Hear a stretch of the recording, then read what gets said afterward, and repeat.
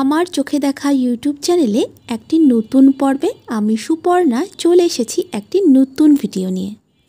আজকের পর্বে আমরা জেনে নেব চাপড়া বা মন্থন ষষ্ঠী ব্রত কথা। ছেলের মঙ্গল কামনায় যেসব পুত্রবতী রমণী এই ব্রত পালন করেন তারা কখনো পুত্র শোক পান না। এক বামুন আর বামুনি ছিল, তার অবস্থা খুব ভালো। 7 ছেলে 7 বউ, কারো ছেলে মেয়ে হয়নি, শুধু ছোট বউয়ের 2 ছেলে। ছেলে দুটি সকলের প্রিয়, আর ছোট ছেলেটি বামুনের খুব প্রিয়। দিন রাত বামুনের কোলে থাকতো।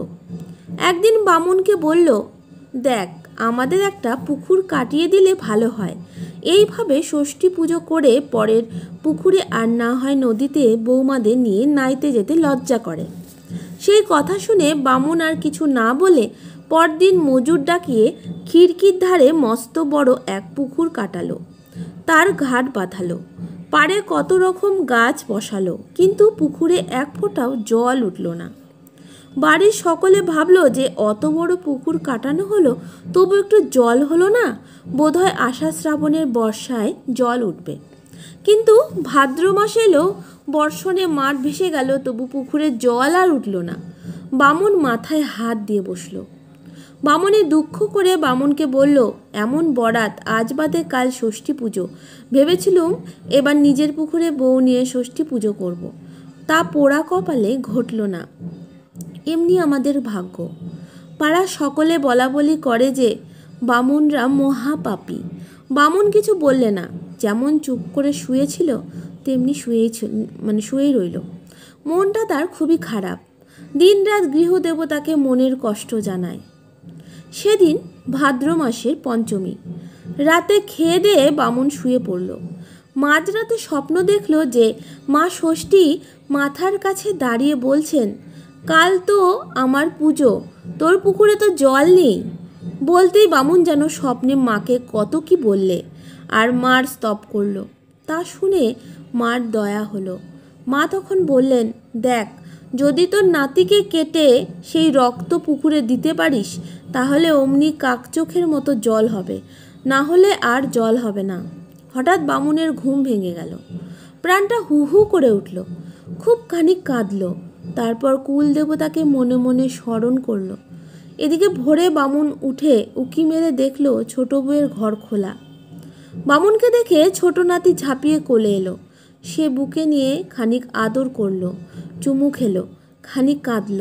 তারপর মনকে প্রবোধ দিয়ে ঠিক করল, মা ষষ্ঠী যখন আদেশ দিয়েছেন তখন কাটতেই হবে। মার দয়া থাকলে কত ছেলে হবে। মন শক্ত করে কাউকে কিছু না বলে ছেলে নিয়ে খিড়কির ধারে পুকুর ঘাটে গেল, আর তাকে কেটে তার সেই রক্ত পুকুরে দিয়েছে। অমনি কুলকুল করে এক পুকুর জল হলো। তাই দেখে বামুন বাড়ির ভিতর গিয়ে বামুনিকে খবর দিল, আর বামুনি তখনই পুরোহিত ডাকিয়ে পুকুর প্রতিষ্ঠা করলো, আর বউদের নিয়ে ষষ্ঠী পুজো করতে বসলো। ব্রতকথা শেষে ছোট বউ আঁচলে কলা বেঁধে আঁচল জলে ডুবিয়ে চাপড়া ভাসালো। চাপড়া গেল ভেসে, অমুক এলো হেসে, ছেলের নাম করে বলতে হয়। এই রকমভাবে ছেলেদের নাম ধরে ডেকে ভাসালো। যেমন ছোট ছেলের নাম ধরে চাপড়া ভাসিয়ে জল থেকে ডাঙ্গায় উঠবে, অমনি ছোট বউয়ের আঁচল ধরে ছোট ছেলে অনন্ত জল থেকে উঠে এলো। অমনি বউ অমনি তাড়াতাড়ি ছেলে কোলে নিয়ে গা মুছিয়ে চুমু খেয়ে বলল, 60 60 60, ষষ্ঠীর দাস, তুই জলে এলি কি করে বাছা? এই বলে জল থেকে ঘাটে উঠল। শাশুড়ি আর জায়রা এই কাণ্ড দেখে অবাক। বামুন পিছু পিছু গিয়েছিল, গাছের আড়ালে এতক্ষণ লুকিয়েছিল।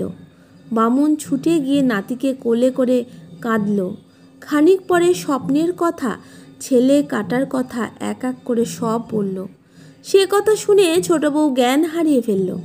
সকলে তার মুখে চোখে জল দিতে তবে তার জ্ঞান ফিরল।